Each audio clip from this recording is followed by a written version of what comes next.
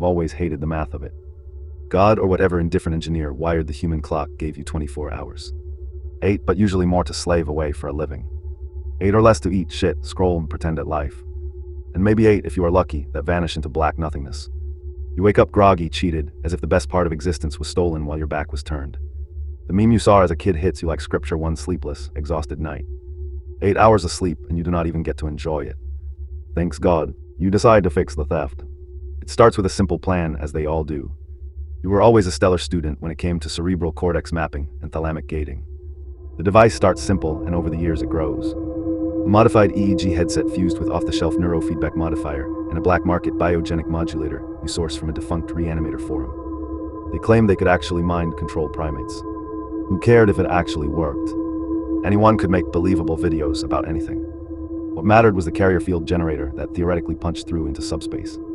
No glowing vials. Just electrodes, a personally designed interface slaved to your companion neural chip, and a low hum of synthetic delta waves. You call it the Sleeper'S Key. The first test. You lie down at 10 p.m. Set the timer for 8 hours and slip under. No fade to black. No dreams you forget by morning. You stay conscious, lucid. The world inside your skull unfolds like a private universe. Endless beaches you sculpt from memory. Lovers who never left. Cities you design brick by impossible brick. Every sensation razor sharp. The salt wind on your tongue, the heat of skin against skin, the thrill of flight without wings. You wake at 6 a.m. Sharp body rested, mind electric. You have stolen back the hidden hour. You feel like a god. For a week you refine it and it only gets better. Beyond lucid dreaming. You push deeper each night. The dream realms grow richer. Colors bleed into tastes, thoughts manifest as landscapes. You never tire. You never feel the drag of real sleep. Friends notice you look sharper, sharper-edged. You smile and say you have been sleeping better. You do not tell them you have stopped sleeping at all, in the old sense. You have transcended it. On night 8, something changes. You are wandering a vast red desert you invented, dunes shifting like breathing flesh when the voices arrive. Not spoken to you. Not in your voice. They speak among themselves, cold and layered, as if many minds brushing past one another. We have only ever been able to see. We have never been able to feel one of you like this before. The tone drips with something far worse than curiosity, hunger. Opportunity, access. You phrase. The dunes stop moving. The sky darkens to oil. You tell yourself it is a glitch. Your subconscious playing tricks.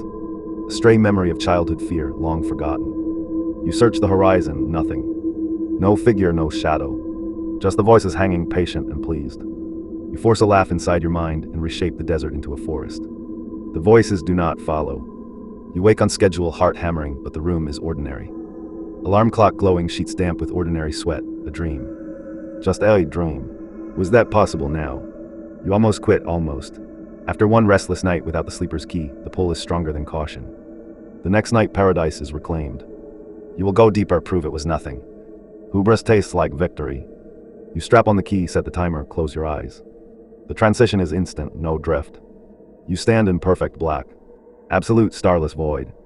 No body to move, no ground to stand on, only awareness suspended. Then pressure, not pain. Curiosity. Something vast brushes against your mind like fingers testing glass. You feel probed, cataloged. The voices return louder, excited. Speaking only to each other. We have only ever been able to see.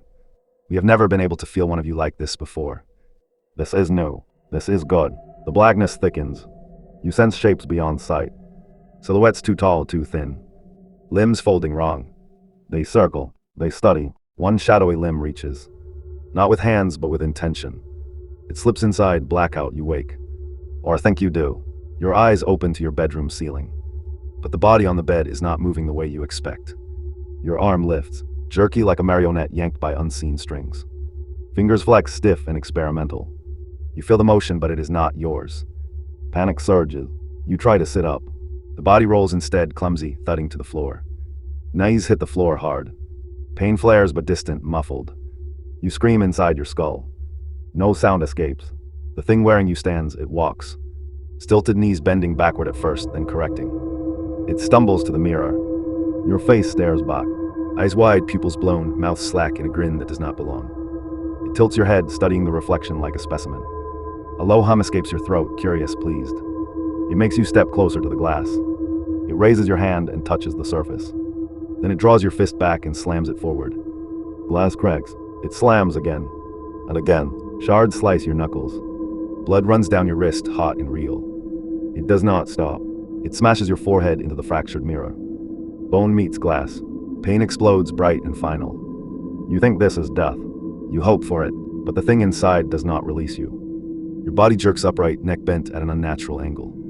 Vertebrae grind. It lurches toward the bedroom door, dragging one useless leg.